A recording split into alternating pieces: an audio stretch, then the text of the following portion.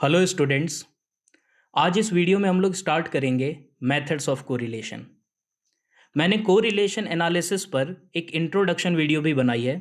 अगर आपने वो वीडियो अभी तक नहीं देखी है तो मैं रिक्वेस्ट करूँगा इस वीडियो को कंटिन्यू करने से पहले आप इसका इंट्रोडक्शन वाला पार्ट देख लीजिए। उससे आपके कोरिलेशन के बेसिक कॉन्सेप्ट्स क्लियर हो जाएंगे। उसका लिंक मैं नीचे डिस्क्रिप्शन में दे दूंगा, आप वहाँ जाकर देख सकते हैं। इस वीडियो में हम सिर्फ और सिर्फ बात करेंगे कि कोरिलेशन को कैसे मेज़र किया जाता है, उसके कितने मेथड्स होते हैं। तो कोरिलेशन की मेज़रमेंट दो तरीके से की जा सकती है, एक ग्राफिकली और एक मैथमेटिकली। इसके दो ग्राफिकल मेथड्स होते हैं। पहला होता है आपका स्कैटर डायग्राम मेथड और दूसरा होता है ग्राफिक मेथड। और मैथमेटिकल में तीन मेथड्स होते हैं। एक Karl Pearson's coefficient of correlation जो कि सबसे फेमस मेथड है, और एक Spearman's coefficient of rank correlation, और एक कॉन्करेंट डेविएशन मेथड। इस वीडियो में हम लोग ग्राफिकल मेथड्स को डिस्कस नहीं करेंगे। इसके लिए मैं अलग से एक डेडिकेटेड वीडियो बनाकर डाल दूंगा। फिलहाल इस वीडियो में और इसके आगे आने वाली वीडियोस में हम लोग सिर्फ मैथमेटिकल मेजरमेंट पर ही फोकस करेंगे। अगर कोई 11th क्लास का या बीकॉम का बच्चा ये वीडियो देख रहा है तो मैं उसे बता दूं कि मैथमेटिकल मेथड्स जो मैंने लिखे हैं तीन, इसमें कार्ल पियर्सन्स मेथड सबसे ज़्यादा इंपॉर्टेंट होता है एग्जाम के पॉइंट ऑफ व्यू। एग्जाम में सबसे ज़्यादा पूछा जाने वाला मेथड है कार्ल पियर्सन्स मेथड। तो हम इस मेथड को ही आज सीखेंगे। उसके बाद रैंक कोरिलेशन, उसके बाद कॉन्करेंट डेविएशन। जो सबसे लीस्ट इंपॉर्टेंट है वो है कॉन्करेंट डेविएशन मेथड, लेकिन हमको तीनों ही मेथड सीखने हैं जिसमें सबसे ज़्यादा इंपॉर्टेंट है कार्ल पियर्सन्स। तो आइए कार्ल पियर्सन्स मेथड को शुरू करते हैं। तो Karl Pearson's coefficient of correlation को आर से डिनोट किया जाता है। बच्चों ये एक कोफिशिएंट है और हमें पता है कि कोफिशिएंट की जो रेंज होती है वो -1 से +1 होती है। यानी कोरिलेशन जो है, कोफिशिएंट ऑफ कोरिलेशन, वो -1 से छोटा और +1 से बड़ा नहीं आ सकता। मैंने रेंज ऑफ कोरिलेशन और डिग्री ऑफ कोरिलेशन के बारे में इंट्रोडक्शन वाली वीडियो में बताया है। तो जब आप उस वीडियो को देखेंगे तो ये चीज़ आपकी और ज़्यादा क्लियर हो जाएगी। तो कोरिलेशन निकालने के लिए आपके कुछ बेसिक्स क्लियर होने चाहिए। अगर आपके बेसिक्स क्लियर नहीं हैं तो मैं इस वीडियो में जो भी कुछ समझाऊंगा वो आपको शायद बहुत कम समझ में आएगा, और अगर आपके बेसिक्स क्लियर हैं तो मेरी बात आपको बिल्कुल जल्दी समझ में आ जाएगी। तो कोरिलेशन निकालने के लिए आपके कुछ बेसिक्स क्लियर होने चाहिए। जैसे अगर आप कोरिलेशन निकाल रहे हो तो आपको कोरिलेशन निकालने के लिए स्टैंडर्ड डेविएशन भी निकालना आना चाहिए, और स्टैंडर्ड डेविएशन निकालने के लिए अरिथमेटिक मीन भी निकालना आना चाहिए। आप कुछ ऐसे समझ लीजिए जैसे हमें 3 स्टेप्स चलने हैं कोरिलेशन सीखने के लिए। सबसे पहले हमें मीन निकालना आना चाहिए, एक्स बार, ये पहला स्टेप है। उसके बाद हमें स्टैंडर्ड डेविएशन निकालना आना चाहिए, तब जाकर हम तीसरे स्टेप कोरिलेशन तक पहुंचेंगे। यानी अगर आपको मीन और स्टैंडर्ड डेविएशन निकालना नहीं आता तो आपको कोरिलेशन के फॉर्मूले इतनी जल्दी समझ में नहीं आएंगे। तो ये बेसिक्स हैं। तो मैं मीन और स्टैंडर्ड डेविएशन की थोड़ी बेसिक नॉलेज दे दूंगा, और मैं बेसिक नॉलेज ही दे पाऊंगा इस वीडियो में, सिर्फ उतनी जितनी कोरिलेशन निकालने के लिए रेलेवेंट है, क्योंकि ये दोनों बहुत बड़े बड़े टॉपिक्स हैं। इनको अच्छी तरह से समझने के लिए मुझे अलग से वीडियो बनाकर डालनी होगी।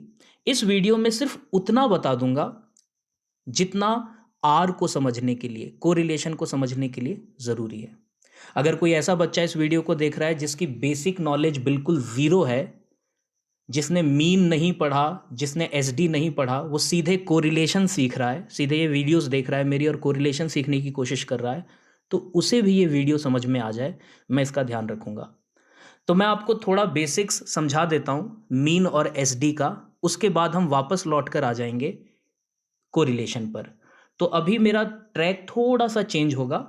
जिसमें मैं अभी डिस्कस करूंगा मीन को, फिर डिस्कस करूंगा एसडी को, और फिर वापस आ जाऊंगा कार्ल पियर्सन्स मेथड पर। तो आइए हम थोड़ा सा अरिथमेटिक मीन को समझ लेते हैं, जिसे हम एक्स बार से डिनोट करते हैं। हमारे स्टैटिस्टिक्स में एवरेज निकालने के बहुत सारे तरीके होते हैं, जिन्हें हम स्टैटिस्टिकल एवरेजेस भी कहते हैं।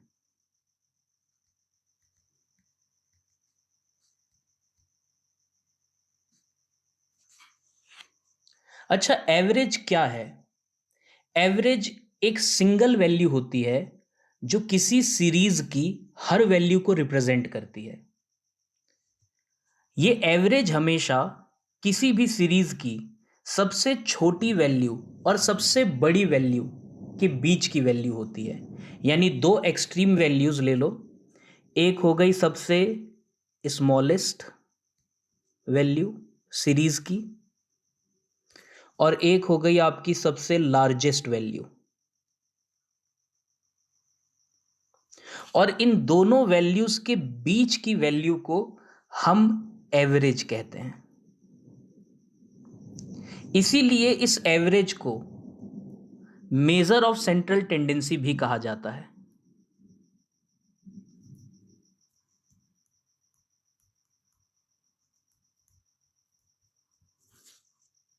तो बच्चों, ये मेजर ऑफ सेंट्रल टेंडेंसी यानी स्टैटिस्टिकल एवरेज निकालने के हमारे पास कितने तरीके होते हैं? तो हमारे पास इसके टोटल 5 तरीके हैं। एक, अर्थमेटिक मीन एक्स बार। एक, मीडियन। एक होता है हमारे पास मोड। एक है ज्योमेट्रिक मीन, और एक है हार्मोनिक मीन।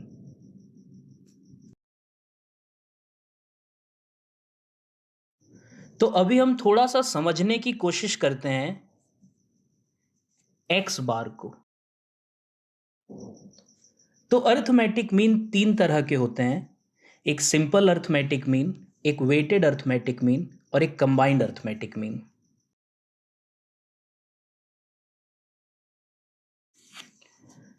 हमें अभी समझना है सिर्फ सिंपल अर्थमेटिक मीन को। तो सिंपल अर्थमेटिक मीन कैलकुलेट करने के 3 मेथड्स होते हैं।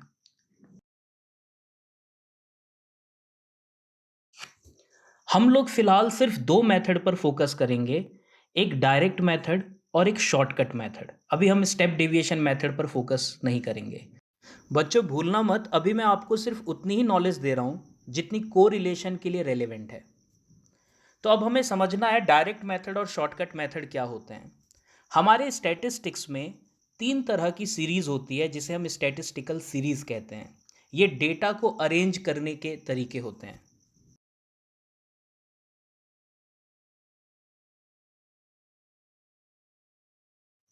ये जो मैंने आपको डायरेक्ट, शॉर्टकट और स्टेप डेविएशन मेथड्स बताए हैं, ये पहला मेथड जो मैंने बताया आपको अभी, डायरेक्ट मेथड, दूसरा मेथड शॉर्टकट मेथड, और तीसरा मेथड था step deviation method. Individual series में डायरेक्ट मेथड लग सकता है, शॉर्टकट मेथड भी लग सकता है।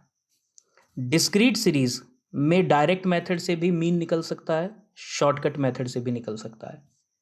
और कंटिन्यूस सीरीज में डायरेक्ट मेथड से भी निकल सकता है, शॉर्टकट मेथड से भी निकल सकता है, स्टेप डेविएशन मेथड से भी निकल सकता है।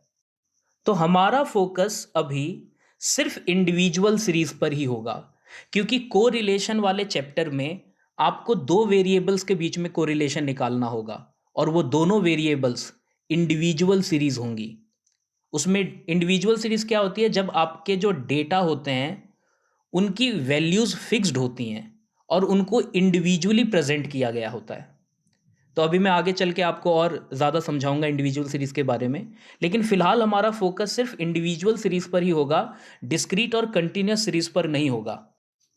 तो इंडिविजुअल सीरीज़ में एक्स बार की कैलकुलेशन कैसे होती है, तो इसे समझते हैं। हम सिर्फ बात कर रहे हैं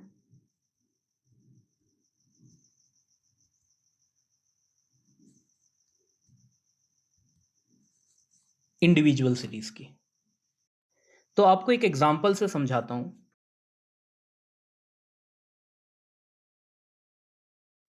तो ये है 5 बच्चों के मार्क्स इन स्टैटिस्टिक्स के डेटा।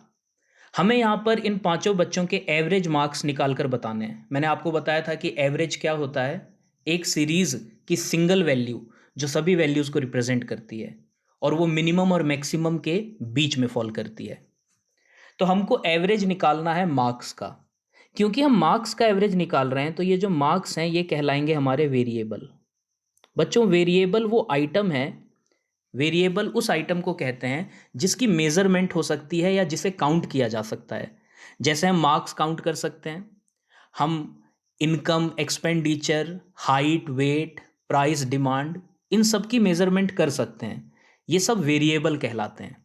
तो इस एग्जाम्पल में मार्क्स हमारे लिए वेरिएबल है। मान लीजिए हम इस वेरिएबल को बोलते हैं एक्स। ये हो गया हमारा वेरिएबल एक्स। तो हमें इस एक्स वेरिएबल का एवरेज निकालना है, यानी हमें एक्स बार निकालना है। ये एवरेज हो गया। तो मैंने कहा एक्स बार निकालने के दो मेथड होते हैं इंडिविजुअल सीरीज में, एक डायरेक्ट मेथड और एक shortcut method. Step deviation method तो लग ही नहीं सकता इंडिविजुअल सीरीज में। तो डायरेक्ट मेथड से हम इसको एक बार सॉल्व करते हैं। सबसे पहले डायरेक्ट मेथड से अर्थमेटिक मीन निकालने का फॉर्मूला क्या है, सिग्मा एक्स मतलब सम ऑफ वैल्यूज अपॉन एन, यानी टोटल नंबर ऑफ आइटम्स। तो बताइए यहां पर आपकी टोटल वैल्यूज कितनी है। अगर मैं इन सबको जोड़ूं तो इन सबका टोटल आ जाएगा 100।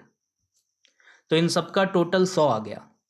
तो यहां पर आपका सिग्मा एक्स है 100 और एन यानी नंबर ऑफ आइटम्स हैं 5। तो यहां पर एवरेज वैल्यू आ रही है 20। तो ये है वो आपकी सिंगल वैल्यू जो इन सभी वैल्यूज को रिप्रेजेंट कर रही है। ये डायरेक्ट मेथड से अर्थमेटिक मीन निकालने का तरीका है। अगर हम अर्थमेटिक मीन को शॉर्टकट मेथड से कैलकुलेट करेंगे तो भी हमारा आंसर 20 ही आएगा। तो हम इसको एक बार शॉर्टकट मेथड से निकाल कर देखते हैं। अगर आपको इसी सीरीज में शॉर्टकट मेथड से अर्थमेटिक मीन कैलकुलेट करना हो तो आपको एक एवरेज एज्यूम करना पड़ेगा और उस एज्यूम्ड एवरेज को हम ए से डिनोट करेंगे।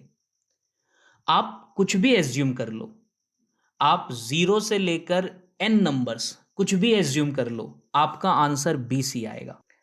तो ये एज्यूम्ड मीन कैसे एज्यूम करना चाहिए, आप जरा देखिए। ये जो सीरीज मैंने आपको दी थी, इस सीरीज में सबसे मिनिमम वैल्यू है 10 और सबसे मैक्सिमम वैल्यू है 30। और मैंने आपसे कहा था कि एवरेज दो एक्सट्रीम वैल्यूज के बीच में फॉल करता है, स्मॉलेस्ट और लार्जेस्ट। तो आप जब एज्यूम मीन लें तो कुछ भी एज्यूम करो, आंसर तो सेम आता है, मगर कुछ भी एज्यूम नहीं करना चाहिए। जैसे अगर मैं 0 ले लूं एज्यूम्ड मीन तो भी मेरा आंसर 20 आएगा। अगर मैं एज्यूम्ड मीन 100 ले लूंगा तो भी आंसर 20 आएगा। अगर मैं एज्यूम्ड मीन 1000 ले लूंगा तो भी मेरा आंसर 20 आएगा। लेकिन ये अजम्पशंस बिल्कुल भी लॉजिकल नहीं होंगे। आंसर तो आप निकाल दोगे इन अजम्पशन से, लेकिन आपके अजम्पशन लॉजिकल नहीं है। जिस सीरीज की मैक्सिमम वैल्यू ही 30 हो उसका एवरेज 100 कैसे हो सकता है, या 1000 कैसे हो सकता है? या जिस सीरीज की मिनिमम वैल्यू 10 हो उसका एवरेज 0 कैसे हो सकता है? एवरेज तो मिनिमम और मैक्सिमम के बीच में फॉल करता है। तो ये जो अजम्पशंस हैं ये बिल्कुल इलॉजिकल अजम्पशंस हैं। तो आपको एक एज्यूम मीन लेना है, मगर वो एज्यूम मीन इसी सीरीज की मिनिमम और मैक्सिमम के बीच की कोई वैल्यू होनी चाहिए। जैसे 10 और 30 के बीच में कोई भी एक वैल्यू, 20, 25, 21, 22, कोई भी जो आपका मन करे आप उसे एज्यूम कर लो। तो मान लीजिए कि मैं ए बराबर ले लेता हूं 25। मैं यहां पर जानबूझकर ए को 20 एज्यूम नहीं कर रहा हूं, क्योंकि अगर मैंने ए को 20 एज्यूम कर लिया तो वो तो फिर एक्चुअल मीन के बराबर ही हो जाएगी मेरी अजम्पशन। तो आपको समझाने के लिए मैंने एक कोई भी रैंडम वैल्यू एज्यूम कर ली। तो मान लीजिए मैंने a बराबर 25 ले लिया। तो अब शॉर्टकट मेथड से अर्थमेटिक मीन कैसे निकाला जाएगा, देखिए।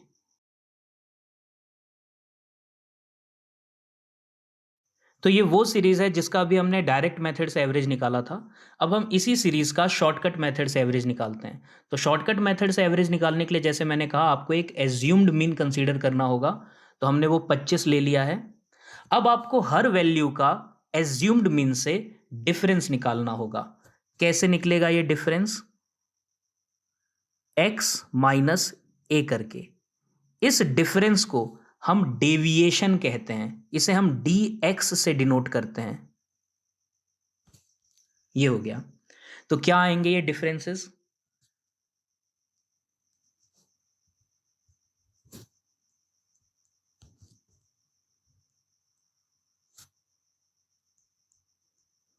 तो ये हमने निकाल लिए डेविएशंस x माइनस ए करके।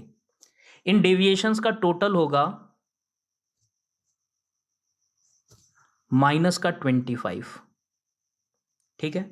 अब हमें अर्थमेटिक मीन निकालने का शॉर्टकट मेथड देखना है।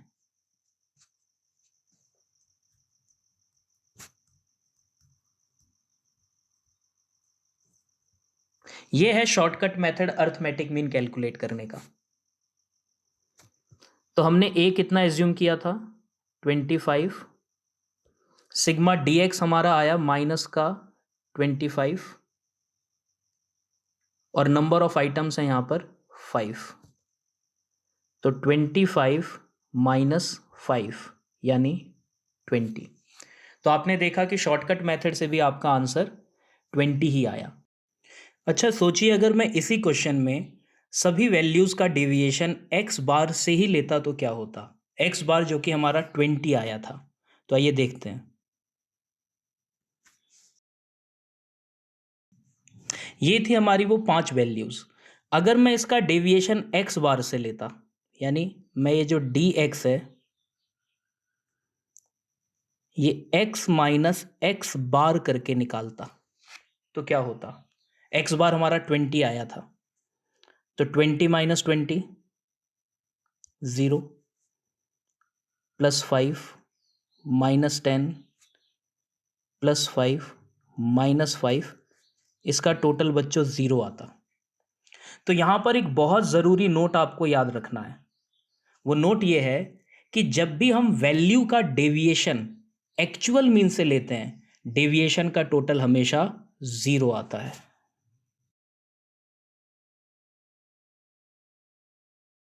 तो मैंने ये सारी बातें आपको क्यों बताई? मैं आपके कुछ बेसिक्स क्लियर करना चाहता था। अगर आप स्टैटिस्टिक्स में बिल्कुल ज़ीरो हैं तो भी आपको कुछ चीज़ें समझ में आ गई होंगी इस एग्जाम्पल से, और वो चीज़ें समझनी बहुत ज़रूरी है कोरिलेशन को समझने के लिए। तो मैं कुछ लिखूंगा और आप मुझे बताना कि क्या वो चीज़ें अब आपको समझ में आती हैं।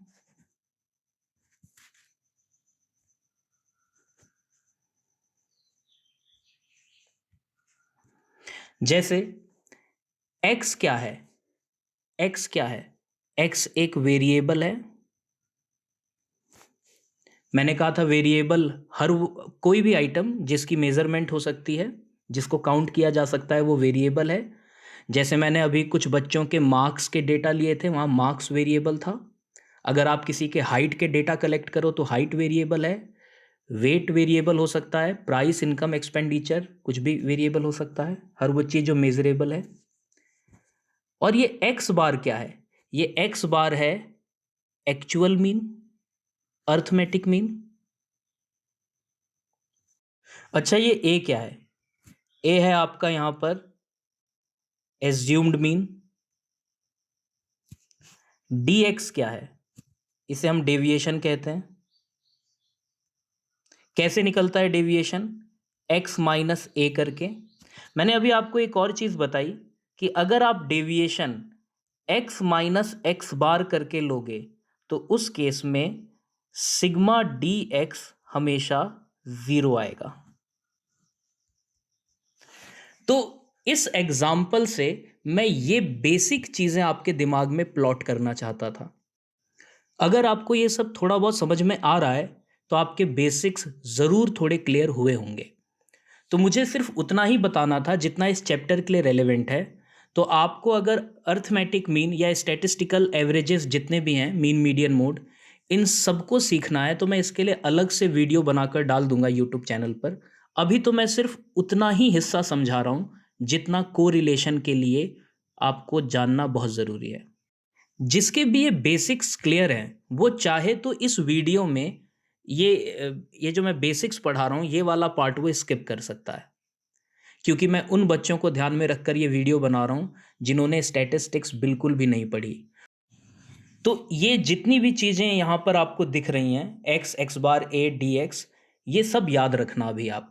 तो हमने अर्थमेटिक मीन का एक हल्का इंट्रोडक्शन ले लिया। अब हम सेकंड स्टेप पर आएंगे, स्टैंडर्ड डेविएशन। अब हम स्टैंडर्ड डेविएशन का थोड़ा सा इंट्रोडक्शन लेते हैं और सिर्फ उतना ही समझने की कोशिश करते हैं जितना इस चैप्टर के लिए ज़रूरी है। तो आइए समझते हैं थोड़ा सा स्टैंडर्ड डेविएशन के बारे में, ये क्या चीज़ है। हमारे स्टैटिस्टिक्स में एक टॉपिक है मेजर ऑफ डिस्पर्जन।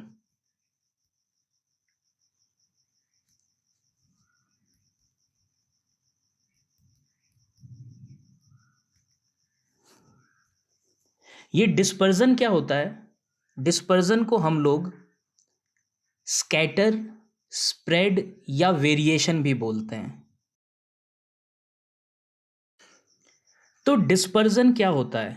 मान लीजिए एक वैल्यू है, जैसे अभी आपकी जो वैल्यूज़ अगर आपको याद हो, जो पिछला एग्जांपल मैंने दिया था 20, 25, 15, 30 और 10, और इन सब का एवरेज आया था 20।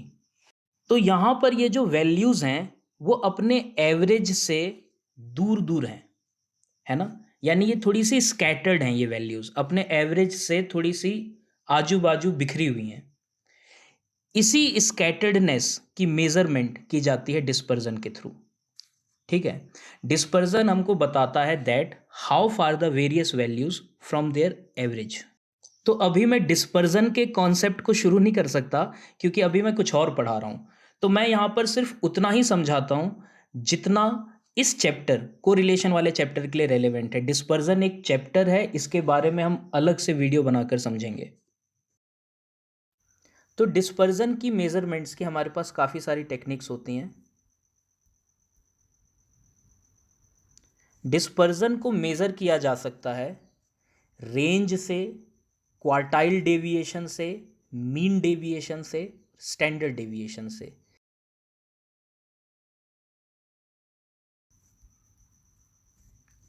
तो हमारा जो फोकस रहेगा वो स्टैंडर्ड डेविएशन पर रहेगा, क्योंकि हमें कोरिलेशन निकालने के लिए सिर्फ स्टैंडर्ड डेविएशन की ज़रूरत पड़ेगी। तो हम इस वीडियो में आगे स्टैंडर्ड डेविएशन को थोड़ा सा एक्सप्लोर करते हैं और उतने बेसिक्स सीखने की कोशिश करते हैं जितना हमको इस चैप्टर में चाहिए। स्टैंडर्ड डेविएशन को हम लोग स्मॉल सिग्मा से डिनोट करते हैं।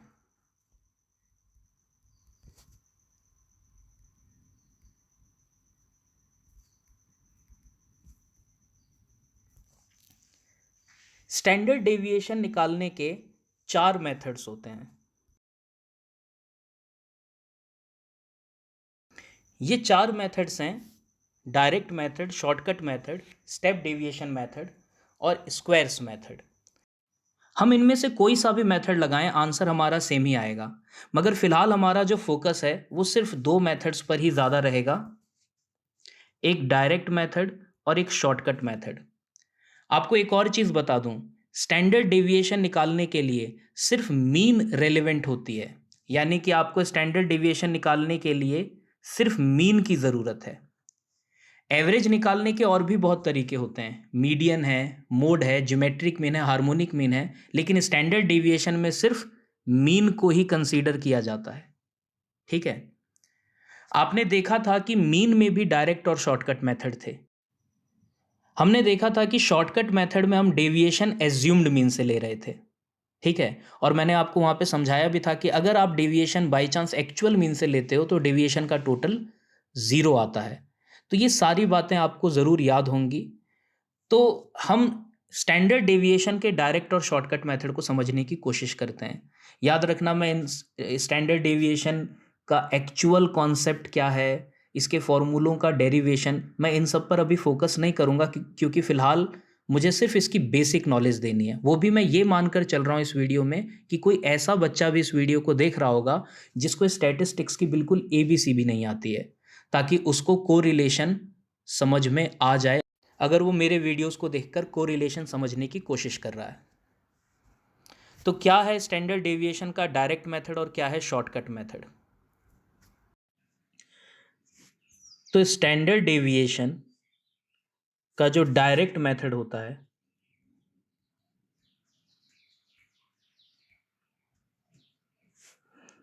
इसका फॉर्मूला होता है under root sigma D square x upon N, और जो इसका शॉर्टकट मेथड होता है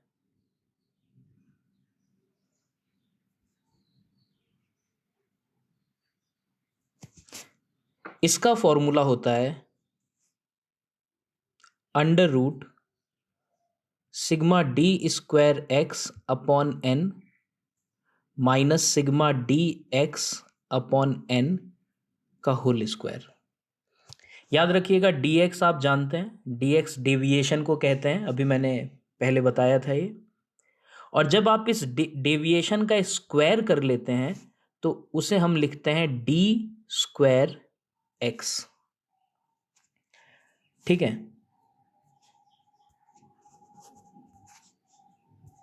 तो ध्यान क्या रखना है डायरेक्ट मेथड और शॉर्टकट मेथड में?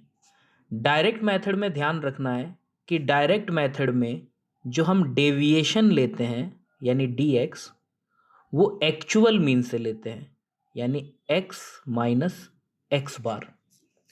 और शॉर्टकट मेथड में जो हम डेविएशन लेते हैं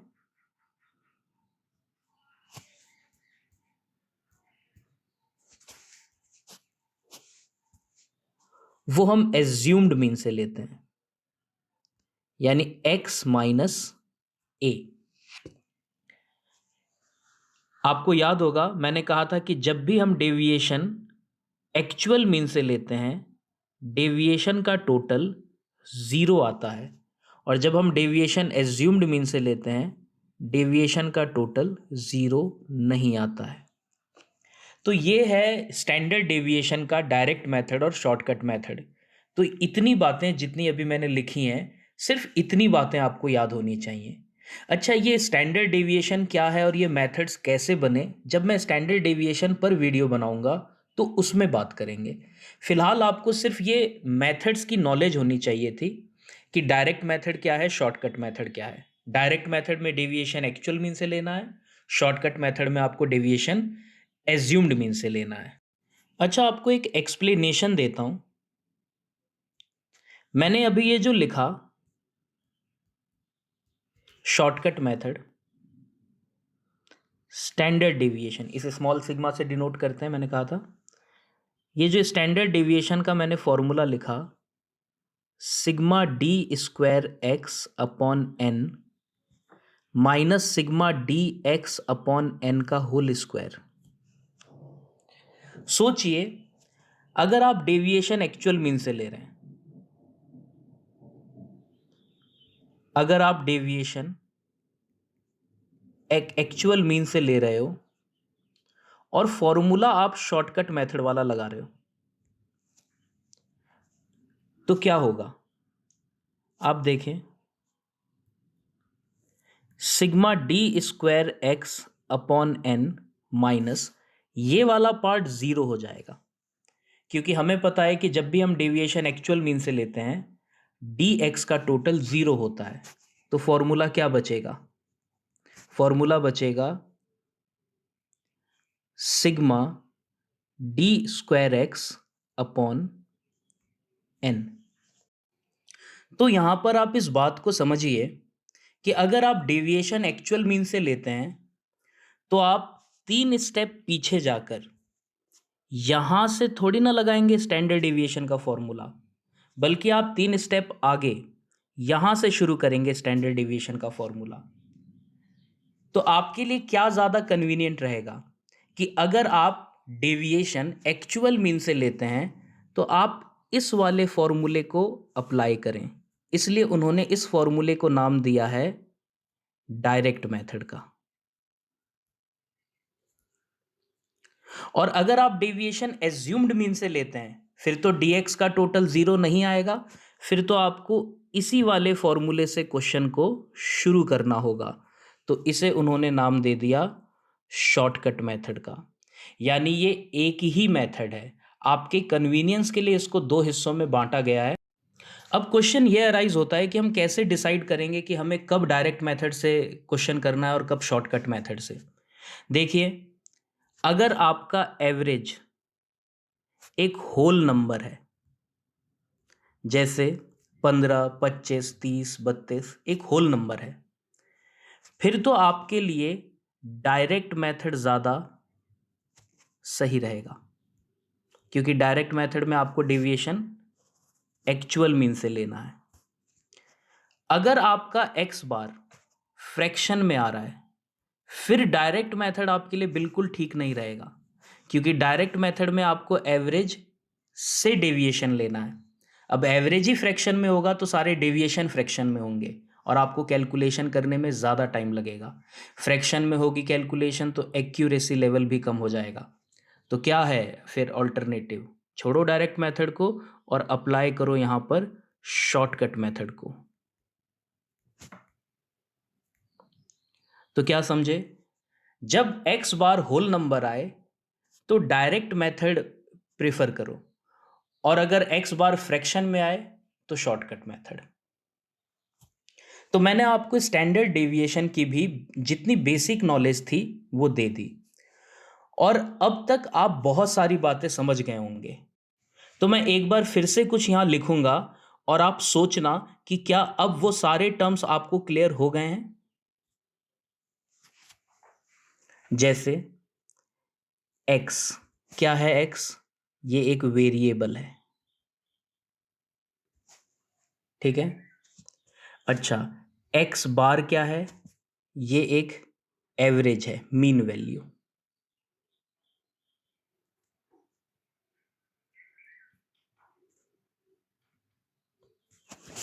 a क्या है? ये एज्यूम्ड मीन है। dx क्या है? ये डेविएशन है। डेविएशन के बारे में आपको क्या याद रखना है? कौन सी ऐसी चीज है डेविएशन की जो आपको याद रखनी है? अगर ये डेविएशन x माइनस a से लिया जाए तो सिग्मा dx का टोटल 0 नहीं आएगा। लेकिन अगर यही डेविएशन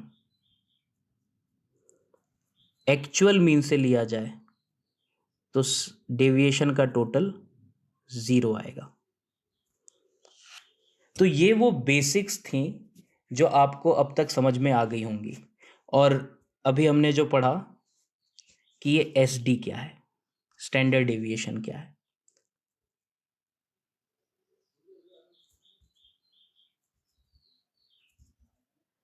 तो ये सारी चीज़ें आपको अब क्लियर हो गई होंगी, और इतनी चीज़ें कोरिलेशन शुरू करने के लिए बहुत ज़रूरी थी।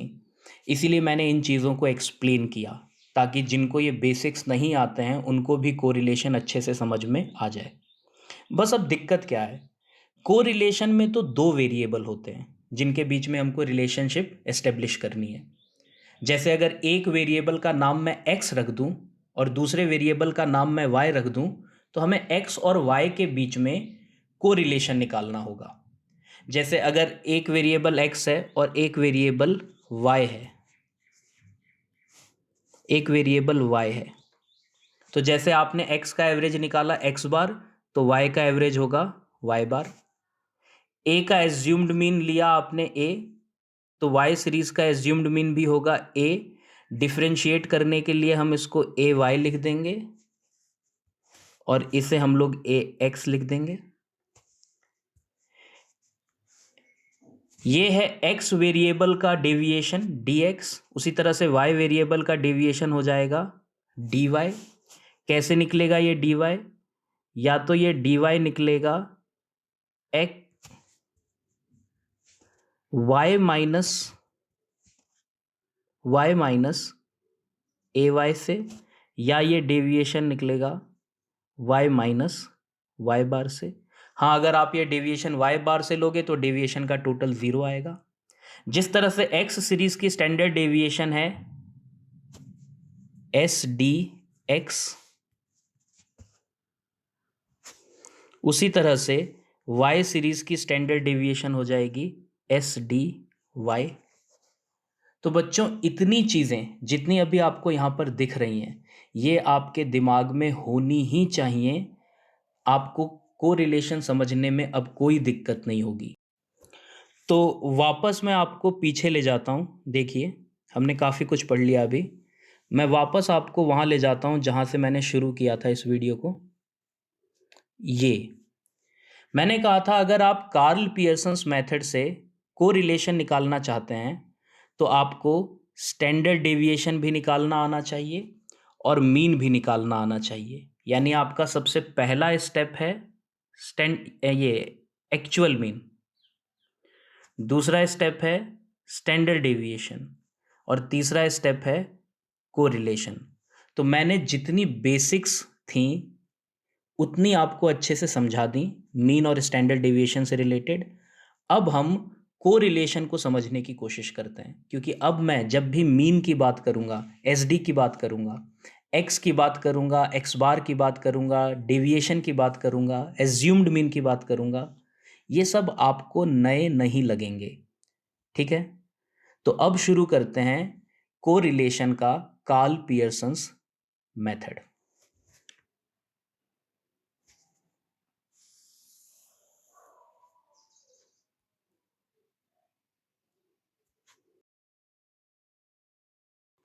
तो Karl Pearson's coefficient of correlation निकालने का फॉर्मूला होता है, जो डिफॉल्ट फॉर्मूला है वो है sigma D x d y upon n into S D x into S D y. देखो बच्चों, ये है फॉर्मूला, ये है आपका फॉर्मूला। अब आप इस फॉर्मूले में क्या क्या चीजें जानते हैं? एन तो हो गया number of items, D x आपको पता है एक्स वेरिएबल का डेविएशन, जो या तो एज्यूम्ड मीन से ले सकते हैं या एक्चुअल मीन से ले सकते हैं। एक्चुअल मीन से लेंगे तो डी एक्स का टोटल 0 आएगा। डी वाई क्या होगा यहाँ पर? वो वाई वेरिएबल्स का डेविएशन होगा, जो एज्यूम्ड मीन से भी ले सकते हैं, एक्चुअल मीन से भी ले सकते हैं। और बच्चों, अब आपको इस फॉर्मूले में एस डी एक्स और एस डी वाई भी समझ में आ रहा होगा। ये है एक्स सीरीज और वाई सीरीज का स्टैंडर्ड डेविएशन, जो डायरेक्ट मेथड से और शॉर्टकट मेथड से निकाला जा सकता है। डायरेक्ट मेथड में डेविएशन एक्चुअल मीन से लेते हैं और शॉर्टकट मेथड में डेविएशन एज्यूम्ड मीन से लेते हैं। मैंने अभी स्टैंडर्ड डेविएशन के फॉर्मूले बताए। तो ये है आपका कार्ल पियर्सन्स मेथड का डिफॉल्ट फॉर्मूला।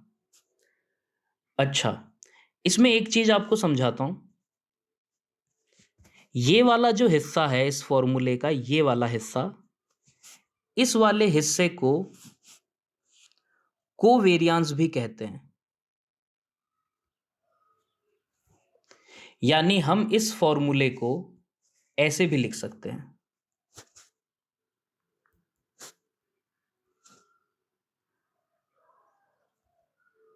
ये कोवेरियांस कहलाता है, covariance of X variable and Y variable, दो वेरिएबल का covariance upon S D x into S D Y. तो ये फॉर्मूले को ऐसे भी लिखा जा सकता है।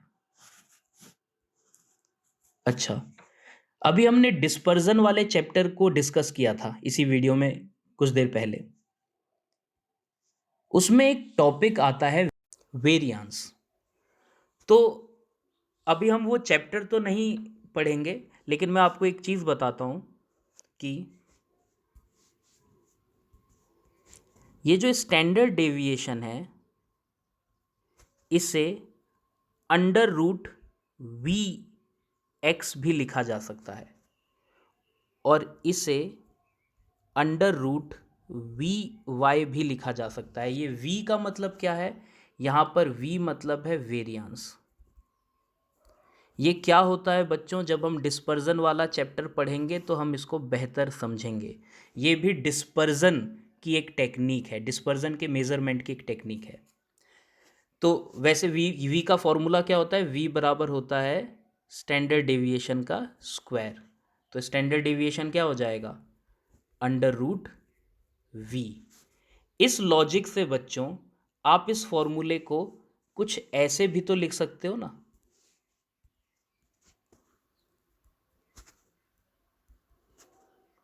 कोवेरियांस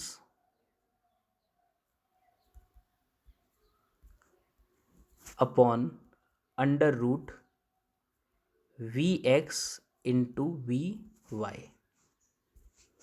तो ये है कार्ल पियर्सन्स मेथड के फॉर्मूले।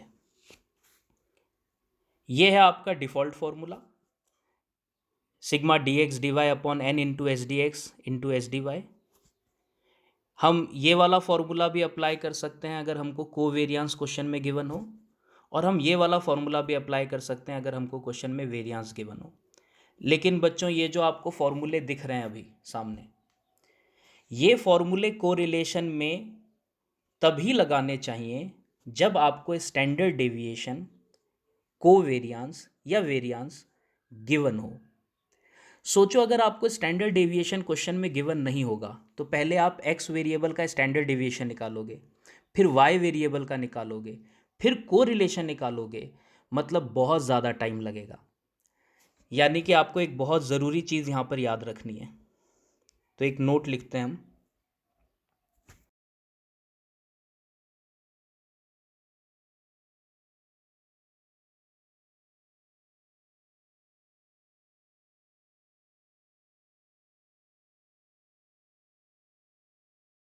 तो मैंने आपसे कहा कि अगर आपको क्वेश्चन में कोवेरियांस गिवन ना हो, स्टैंडर्ड डेविएशन गिवन ना हो, वेरियांस गिवन ना हो, तो अभी जो मैंने ऊपर फॉर्मूले लिखवाए ये वाले, ये बिल्कुल भी मत लगाओ।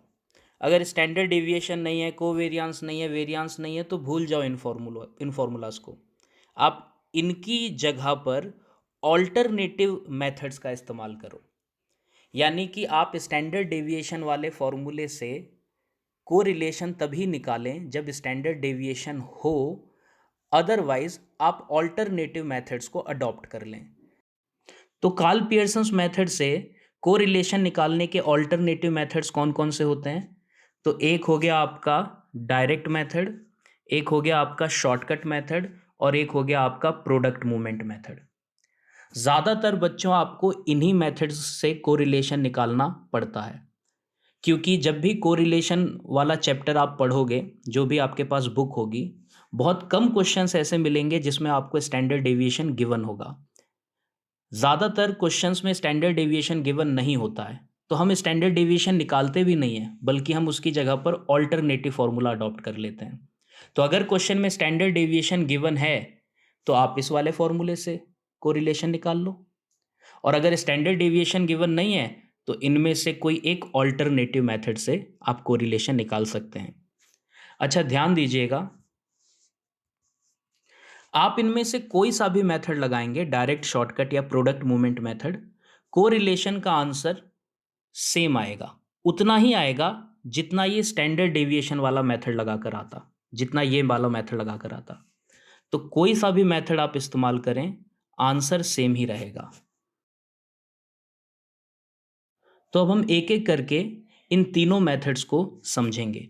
तो सबसे पहले हम समझते हैं direct method, Carl Pearson's coefficient of correlation का डायरेक्ट मेथड।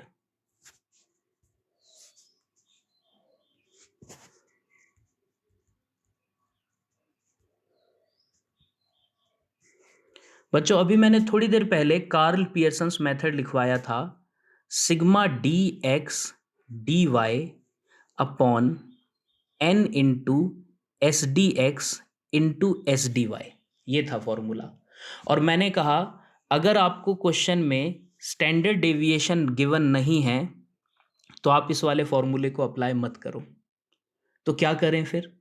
आप एक काम करो, आप स्टैंडर्ड डेविएशन को इस फॉर्मूले से रिमूव कर दो, हटा दो इस स्टैंडर्ड डेविएशन को यहाँ से, और बदले में स्टैंडर्ड डेविएशन का डायरेक्ट मेथड यहाँ पर पुट कर दो।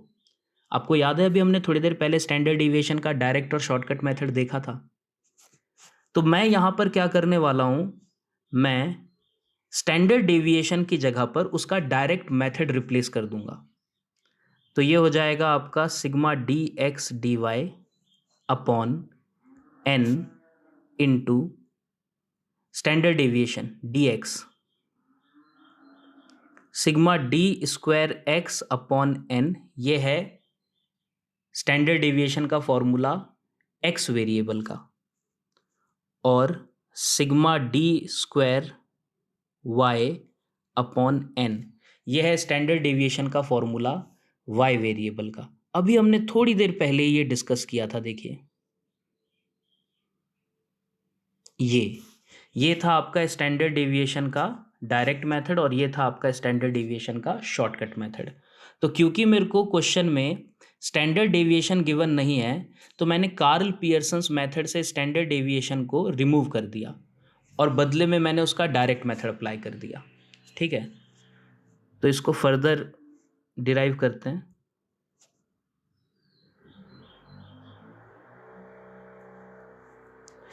देखिए ये n इंटू एन जो रूट में है, n इंटू एन, ये दोनों मल्टीप्लाई हो जाएंगे तो ये हो जाएगी पावर 2 n इंटू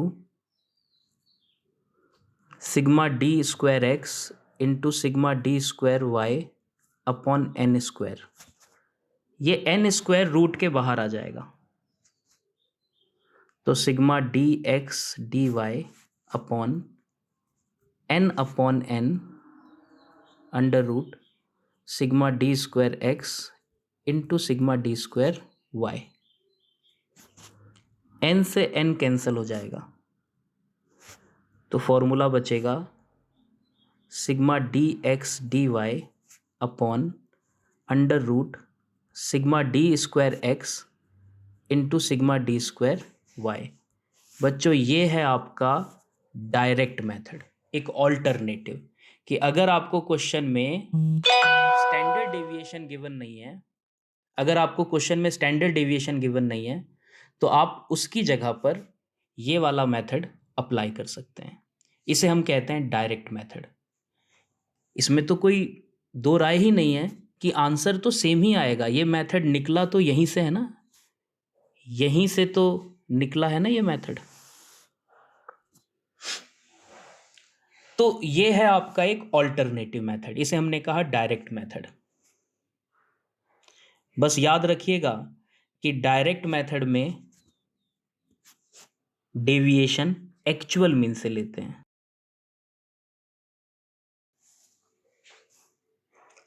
ठीक है, और मैंने आपको पहले यह भी बताया था कि डायरेक्ट मेथड और शॉर्टकट मेथड में से कौन सा मेथड कब लगाना चाहिए। तो मैंने आपको आइडिया दिया था कि अगर एक्चुअल मीन होल नंबर है तो डायरेक्ट मेथड, और एक्चुअल मीन अगर फ्रैक्शन में आ रहा है तो शॉर्टकट मेथड। अब हम इसके शॉर्टकट मेथड को समझ लेते हैं।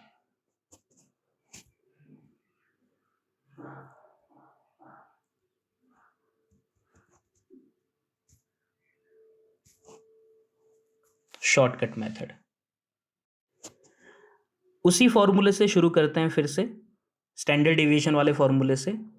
तो कार्ल पियर्सन्स मेथड का फॉर्मूला होता है sigma D x d y upon n into S D x into S D y. लेकिन आपको क्वेश्चन में स्टैंडर्ड डेविएशन तो गिवन ही नहीं है, तो आप इसे फॉर्मूले से रिमूव कर दो और क्या करो, बदले में स्टैंडर्ड डेविएशन का शॉर्टकट मेथड यहां पर रिप्लेस कर दो। तो स्टैंडर्ड डेविएशन का शॉर्टकट मेथड क्या होता है, sigma D square x upon N minus sigma D x upon N का होल स्क्वायर। ये अभी मैंने आपको थोड़ी देर पहले पढ़ाया था, ये एक्स वेरिएबल का हुआ। इसी तरह से वाई वेरिएबल का क्या होगा, sigma D square y upon N minus sigma d y upon N का होल स्क्वायर। जब आप इसे फर्दर सॉल्व करोगे तो ये फॉर्मूला निकल कर आएगा n into sigma D x d y minus sigma D x into sigma d y upon under root n into sigma D square x minus sigma D x का whole square. अब आप यही वाली चीज़, यही same चीज़ Y series के लिए repeat कर दो, n into sigma D square y minus sigma d y का होल स्क्वायर। जब आप इसको डिराइव करोगे तो जो रिजल्ट निकलेगा वो ये निकलेगा। क्योंकि इसका डेरिवेशन बहुत लंबा हो जाएगा इसलिए मैंने डायरेक्टली फॉर्मूला लिख दिया। तो आप यहाँ पर स्टैंडर्ड डेविएशन के शॉर्टकट मेथड को रिप्लेस कर देंगे तो ये हो जाएगा कोरिलेशन का ऑल्टरनेटिव मेथड, शॉर्टकट मेथड। ध्यान रखना दोनों से आंसर सेम ही आता है क्योंकि इसी मेथड से निकला है ये वाला मेथड भी। इसे हम शॉर्टकट मेथड कहेंगे। तो आपने नोटिस किया कार्ल पियर्सन्स मेथड का बेसिक फॉर्मूला यही है, स्टैंडर्ड डेविएशन वाला।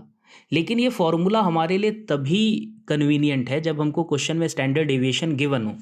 अगर हमें स्टैंडर्ड डेविएशन गिवन नहीं है तो हम इस फॉर्मूले से स्टैंडर्ड डेविएशन को रिमूव कर देंगे। अगर हम स्टैंडर्ड डेविएशन का डायरेक्ट मेथड वाला फॉर्मूला इस फॉर्मूले में पुट करें तो वो कुछ ऐसा बन जाएगा, और अगर हम शॉर्टकट मेथड वाला फॉर्मूला पुट कर दें स्टैंडर्ड डेविएशन का तो वो कुछ ऐसा बन जाएगा। इसी को हम कहते हैं कार्ल पियर्सन्स मेथड का डायरेक्ट और शॉर्टकट मेथड। अच्छा, तो आपको शॉर्टकट मेथड में क्या बातें ध्यान देनी है? आपको ध्यान रखना है शॉर्टकट मेथड में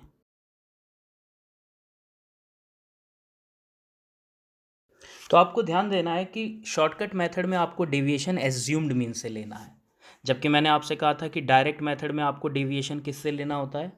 डायरेक्ट मेथड में आपको डेविएशन लेना होता है डी एक्स माइनस एक्स बार से और डी वाई माइनस वाई बार से। और आपको पता होगा कि जब भी आप डेविएशन एक्चुअल मीन से लेते हैं तो डेविएशन का टोटल 0 आता है। हम कैसे तय करेंगे कि कब डायरेक्ट मेथड लगाना है, कब शॉर्टकट मेथड? क्योंकि क्वेश्चंस में मेथड के नाम नहीं लिखे होते हैं, वहाँ सिर्फ ये पूछा होगा कोरिलेशन निकालो। तो मैंने आपसे क्या कहा था, जब एक्स बार फ्रैक्शन में आए तो आप शॉर्टकट मेथड यूज़ कर लो, क्योंकि डायरेक्ट मेथड में हम डेविएशन एक्स बार और वाई बार से लेते हैं।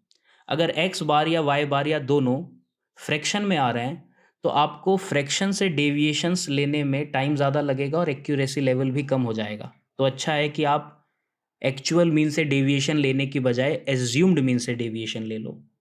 ठीक है, तो क्या शर्त है? तो जब आपका एक्स बार फ्रैक्शन में आए तो आपको शॉर्टकट मेथड इस्तेमाल करना चाहिए। देखिए, आपको वो एग्ज़ाम में जब क्वेश्चन पूछेगा तो कैसे पूछेगा, वो आपको एक क्वेश्चन देगा जिसमें वो एक्स वेरिएबल दे देगा और वाई वेरिएबल दे देगा और आपको इन दोनों के बीच में कोरिलेशन निकालने के लिए कहेगा। अब आप एक्स वेरिएबल का एवरेज निकाल कर देखना। अगर एक्स वेरिएबल का एवरेज होल नंबर है और वाई वेरिएबल का एवरेज भी होल नंबर है, फिर तो आप इस क्वेश्चन को डायरेक्ट मेथड से कर देना। और अगर इन दोनों में से किसी एक का एवरेज भी फ्रैक्शन में है तो फिर आप इसको शॉर्टकट मेथड से कर देना। आप जानते हो कि जब आप आंसर निकालोगे तो आपको क्या क्या चाहिए होगा। आपको एक्स सीरीज का डेविएशन चाहिए होगा, उसका स्क्वायर करना होगा। इसी तरह से वाई सीरीज का डेविएशन चाहिए होगा, उस डेविएशन का स्क्वायर करना होगा। और फिर आपको डी एक्स और डी वाई का प्रोडक्ट लेना होगा। आपको इतनी चीज़ों की वहाँ ज़रूरत पड़ेगी। आप ध्यान से देख लो फॉर्मूला, हमें इन फॉर्मूलों में यही सब चीज़ें चाहिए, d x d square x d y d square y और dx dy। तो आप समझ लीजिए जब भी आप कोरिलेशन के क्वेश्चंस करेंगे यही उसका फॉर्मेट रहेगा। ठीक है, तो अब आखिरी मेथड बचता है प्रोडक्ट मूवमेंट मेथड।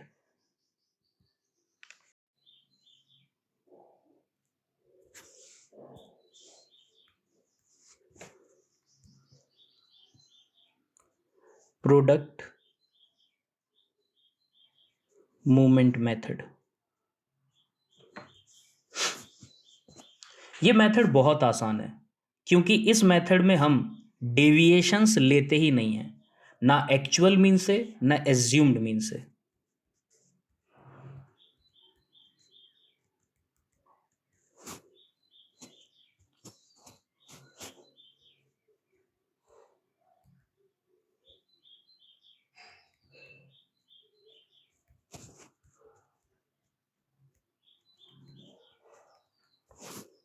देखिए, हम x का डेविएशन नहीं लेंगे बल्कि हम सीधे x का ही स्क्वायर कर देंगे। y का डेविएशन नहीं लेंगे, हम सीधे y का ही स्क्वायर कर देंगे।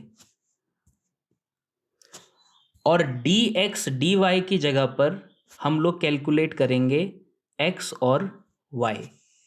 यानी हमें चाहिए एक x, एक x स्क्वायर, एक y स्क्वायर और एक xy। ये 5 चीज़ें हैं जो हमको प्रोडक्ट मेथड अप्लाई करने के लिए चाहिए। तो हमको क्वेश्चन में x और y तो गिवन होगा, हमें क्वेश्चन में गिवन होगा x और y। हम x का स्क्वायर कर लेंगे, y का स्क्वायर कर लेंगे और x y निकाल लेंगे। तो हम ये सारी चीज़ें कैलकुलेट कर लेंगे और उसके बाद प्रोडक्ट मेथड का फॉर्मूला लगा देंगे। इसका फॉर्मूला होता है sigma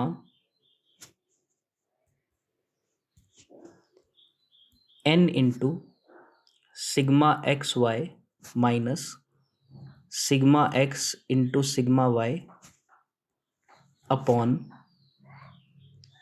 under root n into sigma x square minus sigma x का होल स्क्वायर।